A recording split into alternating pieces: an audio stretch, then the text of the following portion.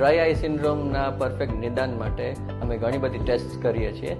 એમાં સૌથી ઇમ્પોર્ટન્ટ છે શર્મર્સ ટેસ્ટ.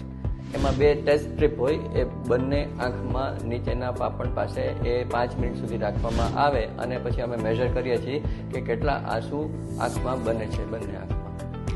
એના પછી નીબટ કહેવાય, એટલે કે non invasive tear breakup time. એમાં આપણી આંખ કેટલી વાર સુધી ખુલ્લી રાખી શકે છે, કેટલી સેકન્ડ સુધી ખુલ્લી રાખી શકે છે, એ અમે માપીએ છીએ. એટલે જેટલી ડ્રાયનેસ વધારે હોય એટલી આંખ ઓછી સેકન્ડ સુધી ખુલ્લી રહી શકે આપણી. અને થર્ડ છે ફ્લોરેસન્ટ સ્ટેઇન અને રોઝ બેંગાલ સ્ટેઇન. એમાં અમુક ફિલ્ટર પેપર છે એ કોન્જંક્ટિવામાં અમે રાખતા હોઈએ છીએ અને જેટલા પણ કીકી ઉપરના સેલ્સ ડેમેજ હોય એ સ્ટેઇન પકડી લે. એટલે એના ઉપરથી આપણને આઈડિયા આવે કે મોડરેટ ડ્રાય આઈ છે કે સિવિયર ડ્રાય આઈ છે. જે લોકોને આઈ ડ્રોપ્સ અને લાઇફસ્ટાઇલ પ્રિવેન્શનના ચેન્જીસથી ડ્રાય આઈમાં ફરક ન પડે એના માટે અમારી પાસે એડવાન્સ ડ્રાય આઈ થેરાપીઝ છે.